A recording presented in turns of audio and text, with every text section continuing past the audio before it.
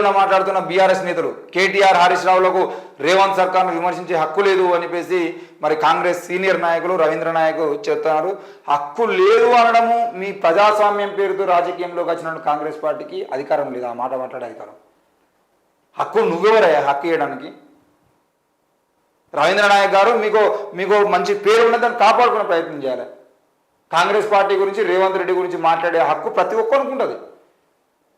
ప్రతి ఒక్కరికి ఉంటుంది.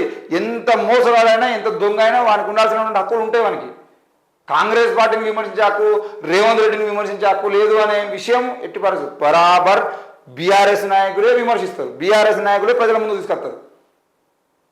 వాళ్ళ గురించి మాట్లాడే హక్కు ప్రజలకు ఉంటుంది, మీకు కూడా లేదు. మీరు చేసిన తెలంగాణ రాష్ట్రానికి 300 రోజులు అవుతుంది కదా. ఈ రోజుకి చలో రేపు పొద్దున కూర్చోబెట్టి కాంగ్రెస్ నాయకులు బీజేపీ నాయకులు బీఆర్ఎస్ నాయకులు కూర్చోబెట్టి శ్వేతపత్రం విడుదల చేయండి. రాగానే మొత్తం కాళేశ్వరం మీద శ్వేతపత్రం విడుదల చేస్తారు కదా. మరి 300 రోజుల పాలన అని చెప్పి శ్వేతపత్రం విడుదల చేయండి. మీరు ఇచ్చిన హామీ మేనిఫెస్టో మొత్తం 42 పేజీల మేనిఫెస్టో తీసుకొచ్చి ఏ మేనిఫెస్టో ఇంతవరకు అమలు చేసారో మీరు బయట పెట్టండి. కార్మికుల గురించి మాట్లాడండి, విద్యార్థుల గురించి మాట్లాడండి, ఉద్యోగం గురించి మాట్లాడండి, ఉపాధి గురించి మాట్లాడండి, నిరుద్యోగం గురించి మాట్లాడండి, మహిళల గురించి మాట్లాడండి.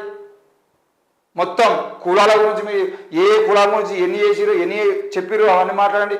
ఎస్సీలలో మీరు ఎన్ని కమిషన్లు ఇస్తున్నారు, ఎస్టీలో ఎన్ని కమిషన్లు ఇస్తున్నారు, బీసీల కోసం మీరు ఏం చేస్తున్నారు, బీసీ కులగాల గురించి మీరు ఏం చేస్తున్నారు, మొత్తం మీరు ఆ 42 పేజీలతో ఏర్పాటు చేస్తున్నారండి. మొత్తం ప్రణాళిక మొత్తాన్ని తీసుకొచ్చి బయటపెట్టి శ్వేతపత్రం విడుదలేయండి. కేటీఆర్కు హరీష్ రావులకు కాంగ్రెస్ను విమర్శించే హక్కు ఎందుకు ఉండదు? ప్రతి ఒక్కరికి ఉంటుంది కదా. అంటే మీరు అధికారంలోకి వచ్చిన తర్వాత బీఆర్ఎస్ కన్నా కేసీఆర్ కన్నా ఇంకా దారుణమైన పరిస్థితుల్లోకి ప్రజాస్వామ్యాన్ని తీసుకుపోతారా? కాంగ్రెస్ను విమర్శించే హక్కు లేదనడానికి మీరు కాంగ్రెస్ను బరాబర్ ప్రతి ఒక్కరు విమర్శిస్తారు, ప్రతి ఒక్కరు ప్రశ్నిస్తారు. సమాధానం చెప్పడం చేత కాకపోతే రాజీనామా చేయండి. తెలంగాణ కేసీఆర్ ఏటీఎం అన్న నరేంద్ర మోడీ వ్యాఖ్యలు ఏమైనాయి? నేడు ప్రధాని ఎందుకు మాట్లాడడం లేదు? 8 లక్షల కోట్ల అప్పు చేసి ఆగం చేసి సిగ్గు లేకుండా మాట్లాడతారా అంటే 8 లక్షల కోట్ల అప్పు చేసి ఆగం చేసేది ఉంటేనే ప్రజలు పక్కన పెట్టిరు భయ్. మీరు మళ్ళా కేసీఆర్ గురించి మాట్లాడేది మీరేం చేస్తారో మాట్లాడకుండా మీకు అధికారం చేతిలో పెట్టిన తర్వాత వాడు దొంగల భయ్ వాడు అద్దు అని చెప్పేసి వాడిని పక్కన పెట్టి మీకు చేతిలో పెడితే మళ్ళీ మీరు వాడు దొంగ అని చెప్పేసి ఎంత సిగ్గు లేనటువంటి రాజకీయం ఇది.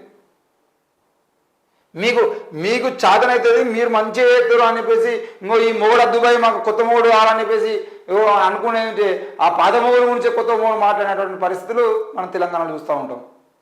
ఇంకా వీళ్ళ గురించి అంటే ఈ సమస్యకు సంబంధించిన విషయం ఈయన మాట్లాడుతున్న మాటలకు ఎన్నో సామెతలు ఉంటాయి. ఆ సామెతలు చెప్పేది ఉంటే ఇక మళ్ళీ వీళ్ళ మనోభావాలు దెబ్బతింటాయి. అయ్యో మాకు కేసీఆర్ అద్దు అని చెప్పేసి ప్రజలందరూ పక్కన పెట్టినటువంటి కేసీఆర్ గురించి 300 రోజులుగా మాట్లాడుతూ ఉన్నారు. అంటే వీళ్ళు ఇంకా కేసీఆర్ బొమ్మలకు వీళ్ళు పడలే. అసలు నాకు తెలిసైతే వీళ్ళు కాంగ్రెస్ నాయకులు పూర్తిగా ఇంకా ప్రతిపక్షంలోనే ఉన్నామనే ఫీలింగ్లో ఉన్నారు.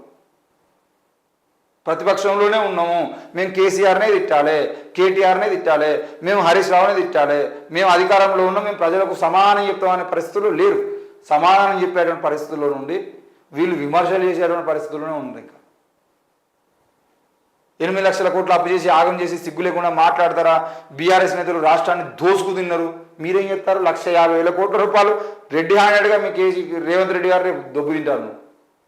1,50,000 కోట్లలో 75,000 కోట్లు 50,000 కోట్ల నుండి 75,000 కోట్ల రూపాయలు రేపు పొద్దుగాల రేవంత్ రెడ్డి చేయబోతున్నటువంటి అరాచకం. మరి దాని గురించి మాట్లాడవు.